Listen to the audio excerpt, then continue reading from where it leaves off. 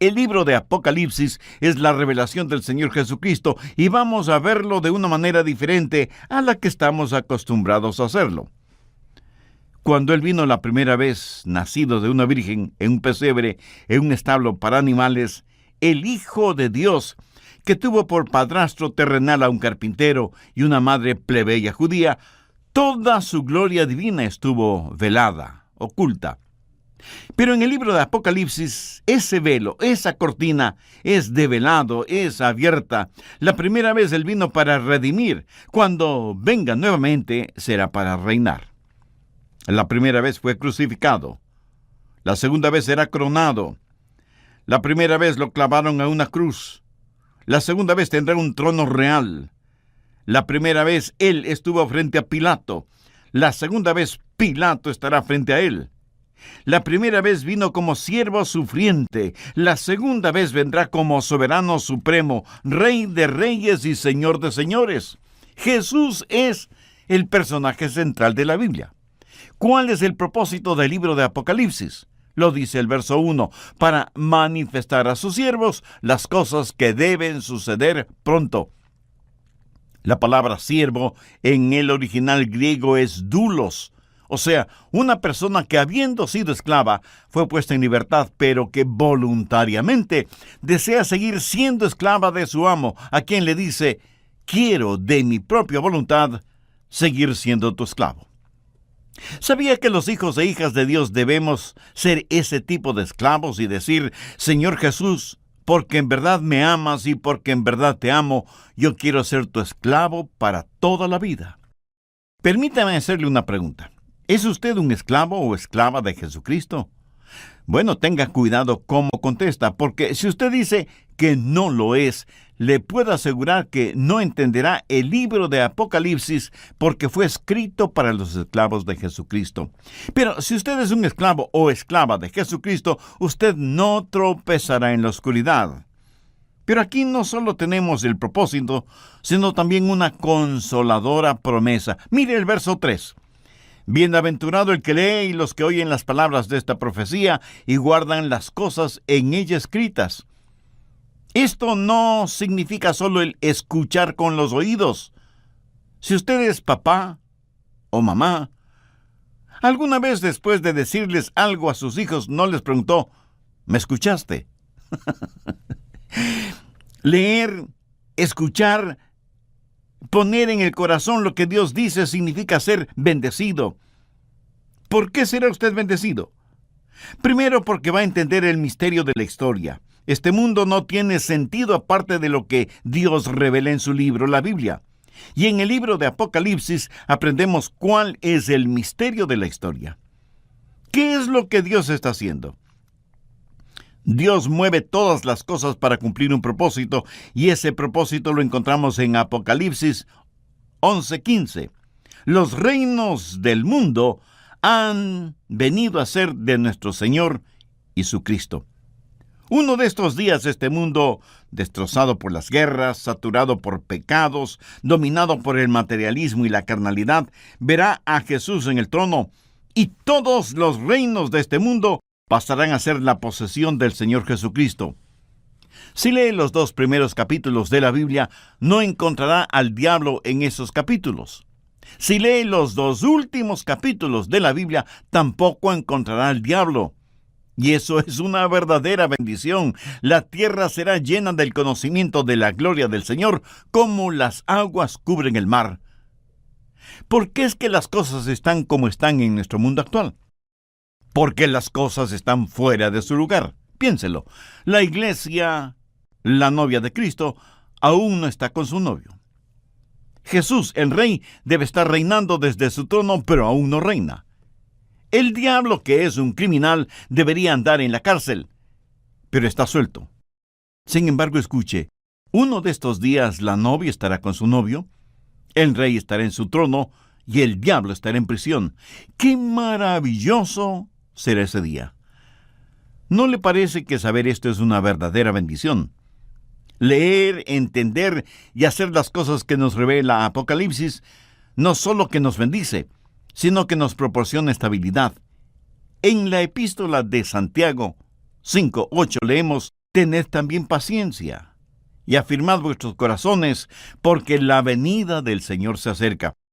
Mi amigo, la única manera de tener estabilidad en este mundo tan inestable es el saber que hay una esperanza bienaventurada, el regreso del Señor Jesucristo. Pero deseo que note algo más: las exactas profecías de Apocalipsis. Al final del verso 3 leemos: porque el tiempo está cerca.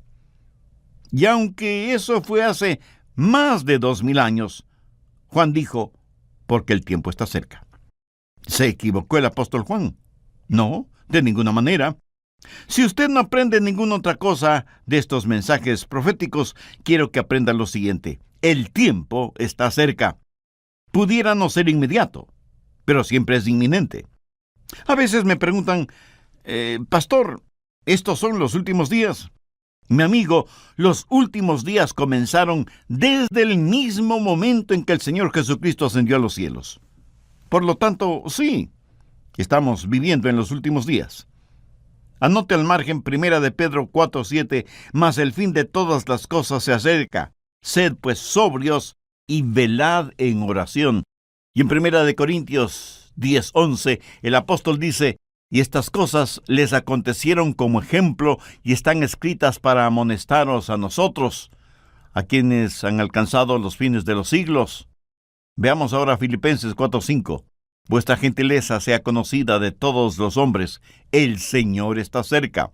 Y en 1 de Juan 2:18, hijitos, ya es el último tiempo.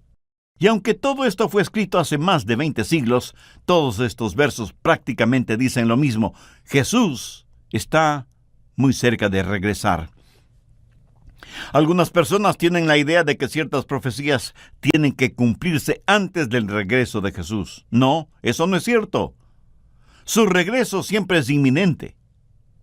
Suponga que usted nunca ha visto el océano y vive a 1500 kilómetros de distancia y va manejando rumbo al océano, y maneja, y maneja, y maneja, hasta que por fin llega al océano. Muchas personas piensan así de la segunda venida del Señor Jesucristo. Estamos aquí, pero la segunda venida está allá a la distancia, y nosotros estamos tratando de llegar a ella. No, no y no. Amigo, estamos en los umbrales del regreso del Señor. Estamos viviendo al filo de la eternidad. Desde el tiempo que Jesús vino la primera vez, estamos al filo de la eternidad. El tiempo está cercano. Jesús puede venir en cualquier momento. Hace más de 2000 años, Juan dijo que el tiempo estaba cercano. ¿Cómo podemos entender el libro de Apocalipsis? Gracias a Dios, Él ha provisto una llave dorada que abre este libro, y es el verso 19. Recuerde que el apóstol Juan está en la isla de Patmos, que era una prisión de alta seguridad en esos tiempos, y está ahí por predicar el Evangelio de Jesucristo. Pensaron que así callarían a Juan y terminarían con su mensaje. La mayor bendición para este mundo es que Juan haya estado preso en Patmos, porque fue allí en donde Dios le dio el libro de Apocalipsis. Y en el verso 19, Juan recibe órdenes directas de Dios. Escribe las cosas que has visto, y las que son, y las que han de ser después de estas. Esta es la llave dorada para entender el libro de Apocalipsis, y la comisión que Dios le dio a Juan es muy clara y precisa. Nosotros no vamos a hablar de las dos primeras, sino de la tercera, o sea, las cosas que serán después de estas. Pero deseo mencionar brevemente algo sobre las dos primeras. Juan tuvo una visión de Jesús glorificado, del Cristo conquistador.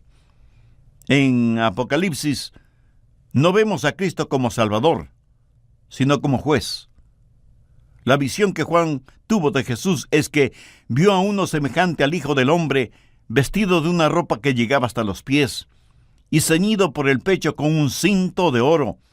Su cabeza y sus cabellos eran blancos como blanca lana, sus ojos como llamas de fuego, y su rostro era como el sol cuando resplandece en su fuerza.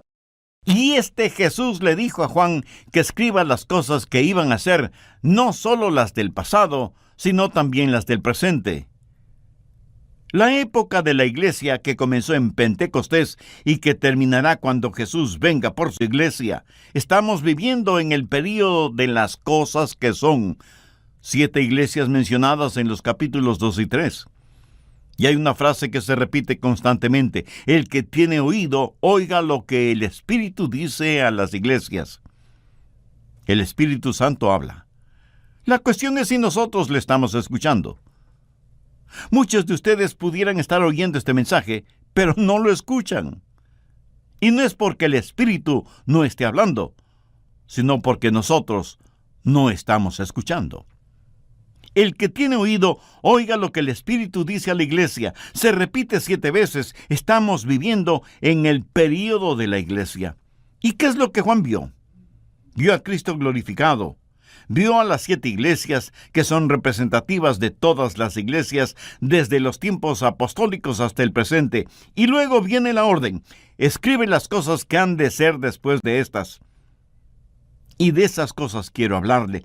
Quiero que vea el bosquejo divino de este libro que, comenzando en el capítulo 4 y hasta el 22, habla de las cosas que serán.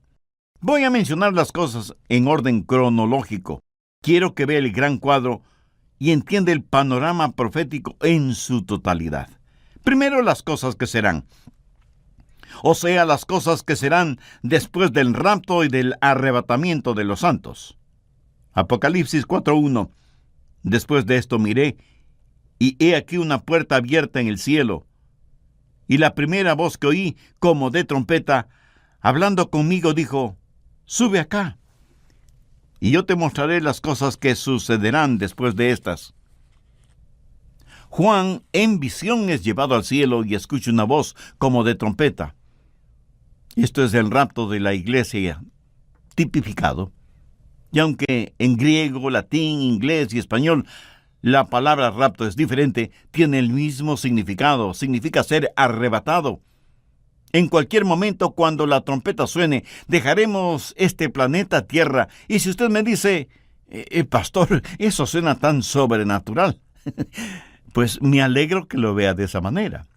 Busque 1 Tesalonicenses 4, los versos del 16 al 18.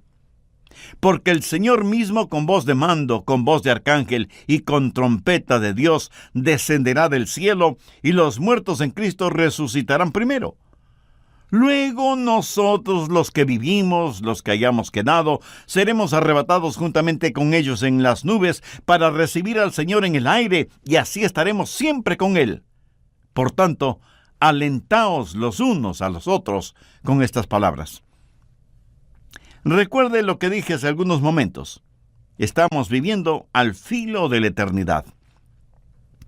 Este evento descrito en Tesalonicenses podría suceder en cualquier momento. Por lo tanto, mi consejo para usted es: esté listo, o será dejado. Si usted ha nacido de nuevo, su destino final es el cielo. Si no ha nacido de nuevo, irá en la dirección contraria. Segundo, la tribulación y la reglamentación del mundo. Cuando los santos sean arrebatados, hará su aparición el anticristo y convertirá a este mundo en un enorme campo de concentración. La Biblia identifica este período como el gran día de la ira de Dios. Veamos algunos versículos al respecto. Apocalipsis 6, los versos del 12 al 17. Miré cuando abrió el 6º sello, y aquí hubo un gran terremoto, y el sol se puso negro como tela de silicio, y la luna se volvió toda como sangre, y las estrellas del cielo cayeron sobre la tierra, como la higuera deja caer sus higos cuando es sacudida por un fuerte viento. Y el cielo se desvaneció como un pergamino que se enrolla, y todo monte y toda isla se removió de su lugar. Y los reyes de la tierra y los grandes, los ricos, los capitanes, los poderosos y todo siervo y todo libre se escondieron en las cuevas y entre las peñas de los montes, y decían a los montes y a las peñas: caed sobre nosotros y escondednos del rostro de aquel que está sentado en el trono y de la ira del Cordero, porque el gran día de la ira ha llegado, ¿y quién podrá sostenerse en pie? ¿Ha pensado alguna vez en forma seria sobre el juicio de Dios? Porque aunque mucho se predica y se enseña sobre el amor de Dios, el otro lado de esa moneda es el juicio, la justicia de Dios. La ira de Dios será derramada sobre los que han rechazado a Jesucristo, no sobre los hijos e hijas de Dios. Si usted me pregunta si yo verdaderamente creo que Jesús va a gobernar y reinar en esta tierra, escúcheme, sí, lo creo absolutamente. Piensa en eso. ¿Cuántas veces usted ha orado diciendo, venga tu reino, sea hecha tu voluntad, como en el cielo, así también en la tierra? ¿Cree usted que Jesús nos hubiera enseñado a pedir algo que nunca se haría realidad? ¿Acaso no fue el mismo Señor Jesucristo quien en las bienaventuranzas dijo, bienaventurados los pobres de espíritu, porque de ellos es el reino de los cielos?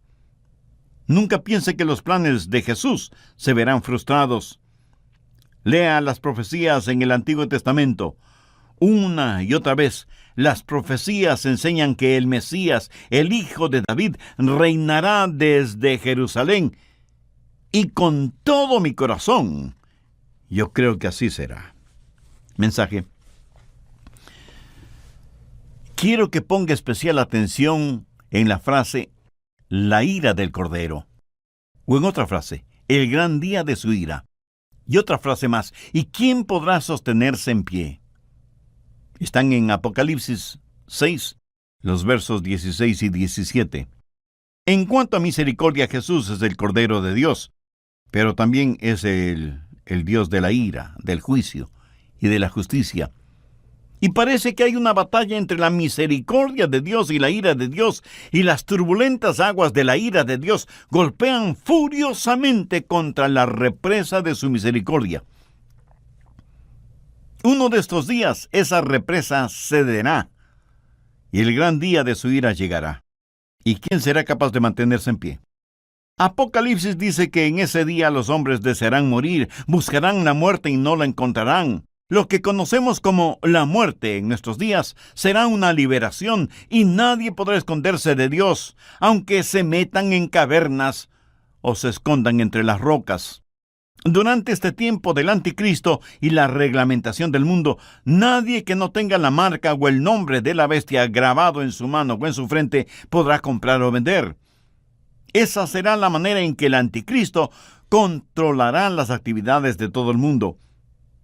Aún en nuestros propios días ya se escucha la frase, mientras las máquinas actúan más como los hombres, más y más los hombres actúan como máquinas. Tercero, Armagedón y la destrucción de la bestia.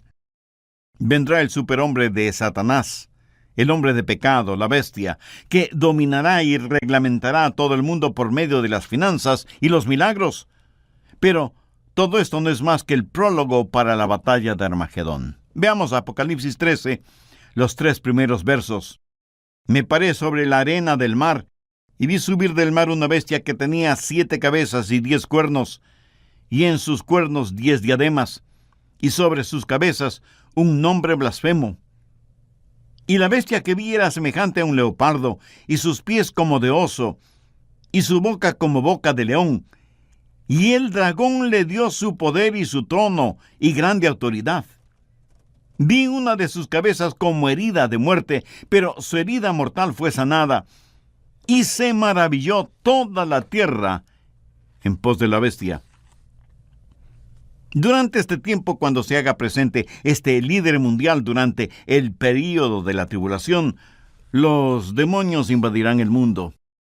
Estos espíritus demoníacos influenciarán en los reyes y gobernantes de la tierra para juntarlos y prepararlos para la gran batalla de Armagedón.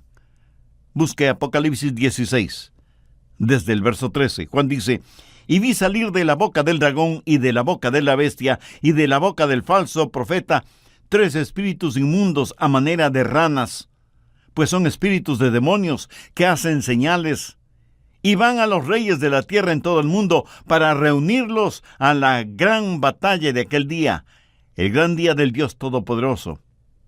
Y aquí yo vengo como ladrón. Bienaventurado el que vela y guarda sus ropas, para que no ande desnudo y no vean su vergüenza. Y los reunió en el lugar que en hebreo se llama Armagedón. ¿Qué significa todo esto? Bien, aquí está la bestia quien prácticamente tiene controlado a todo el mundo y reúne los ejércitos de todos los países en el valle de Megido, el valle de Armagedón. Acampan allí, rodeando a la ciudad de Jerusalén. Parecería que llegó la hora final, no solo para la ciudad, sino también para Israel como nación. Su destrucción total parece inminente. Pero entonces sucede algo sorprendente. Veamos Apocalipsis 19, empezando en el verso 11.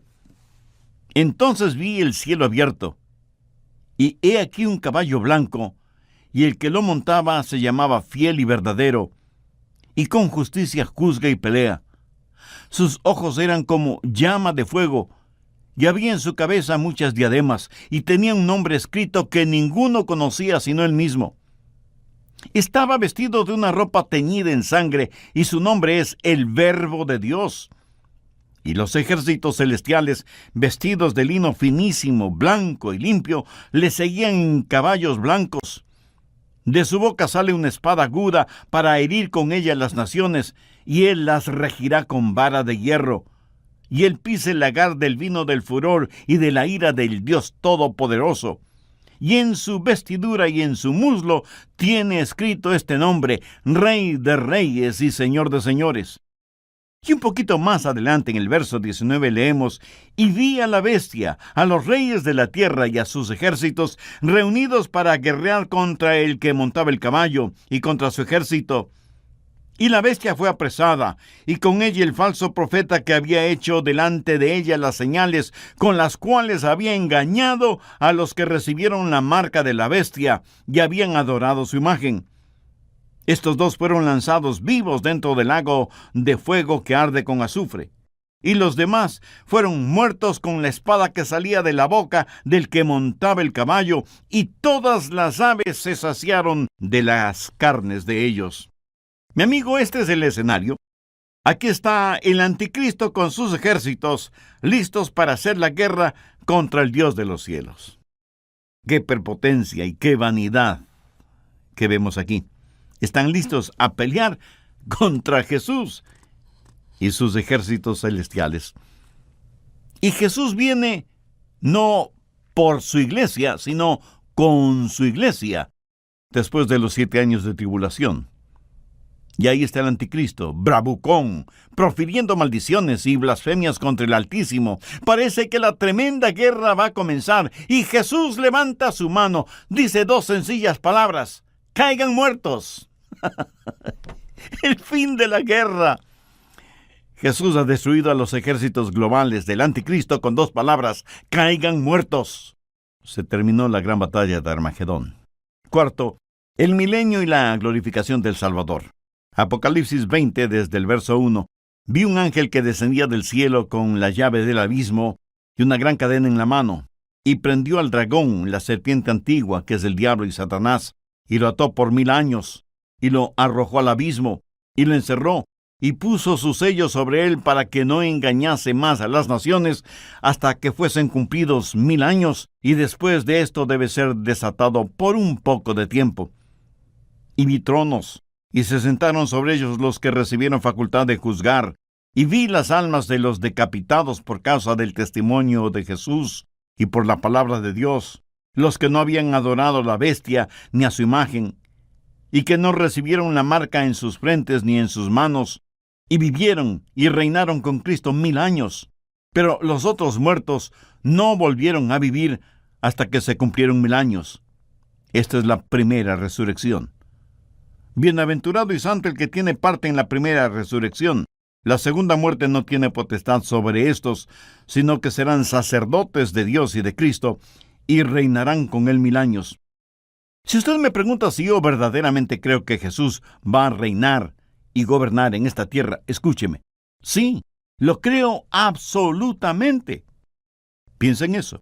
¿Cuántas veces usted ha orado diciendo: venga tu reino, sea hecha tu voluntad como en el cielo, así también en la tierra?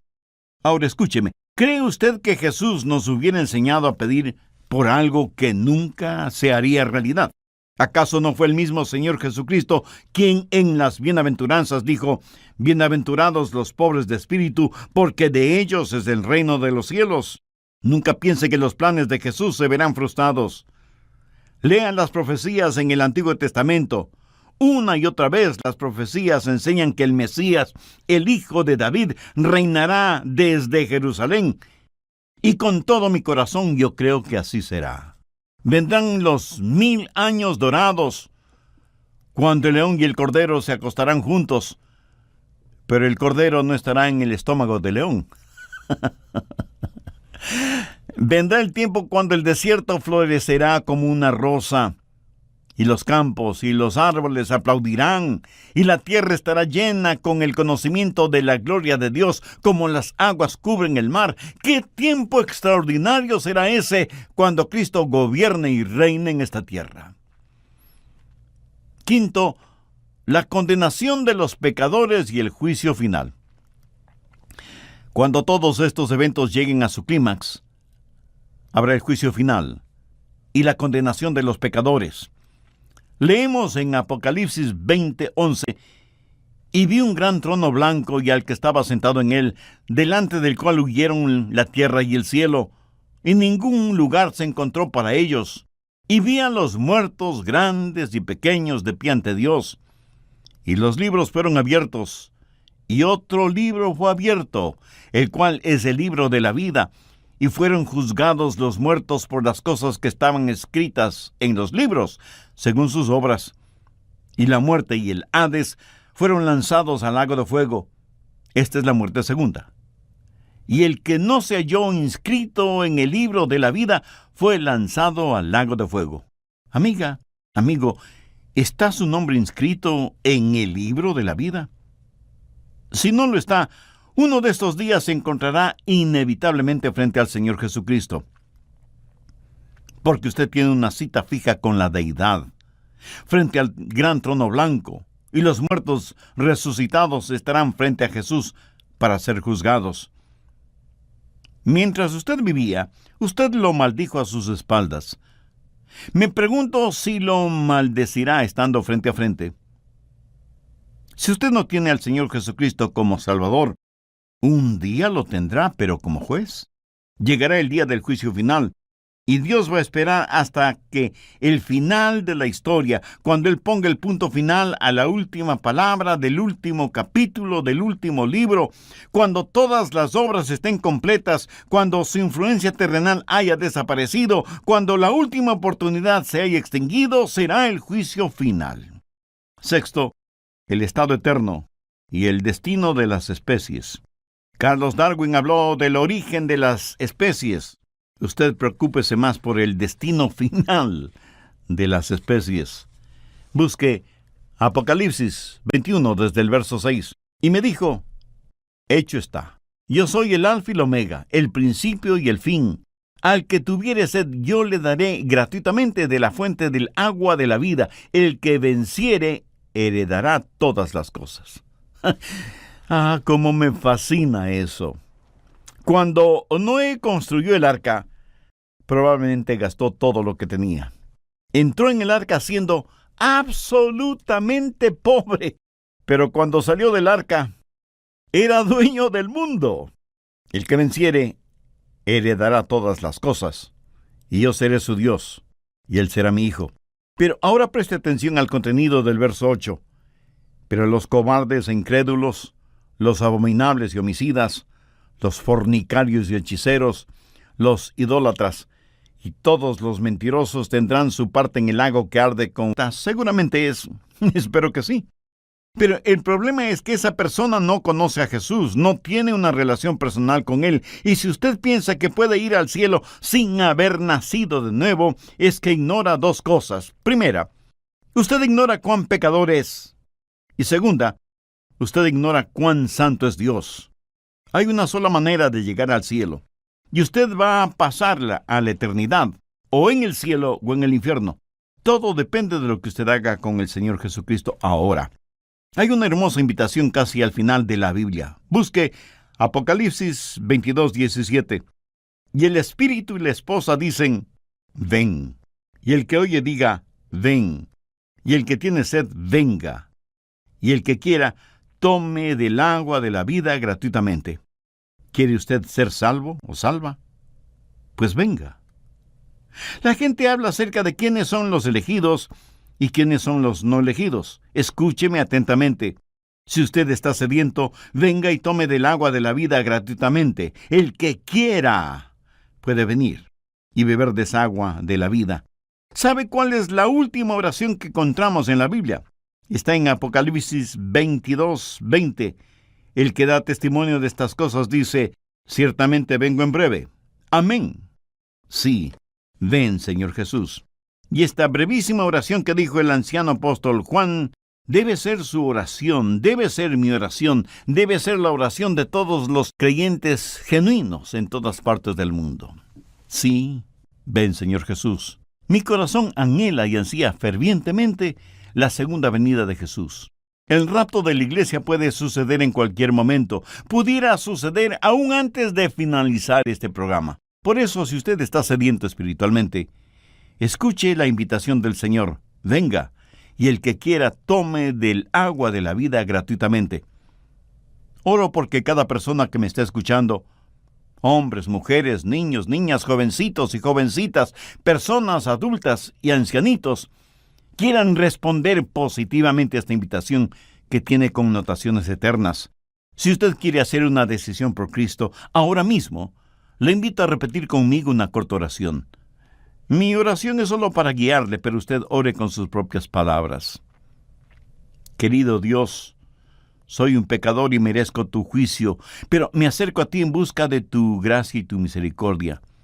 Necesito salir de la esclavitud de mi pecado a la libertad de tu perdón. Señor Jesús, tú moriste en la cruz del Calvario para salvarme, para perdonarme, para redimirme, si es que confío en ti. Sí, confío total y absolutamente en ti. Y por eso te invito a que vengas a morar en mi corazón y seas mi Salvador y mi Señor. Toma el control de mi vida y dame el poder para ser la clase de persona que tú quieres que sea. Ayúdame para que nunca me avergüence de ti ni de tu palabra. Hazme un instrumento útil y de bendición en tus manos. Lo pido en tu santo nombre. Amén. Si usted hizo esa decisión por Cristo, su nombre ya está escrito en el libro de vida del Cordero. Nosotros deseamos ser parte de su gozo espiritual y por eso le invito para que nos escriba contándonos acerca de su decisión, de su decisión, de su decisión, de su decisión, de su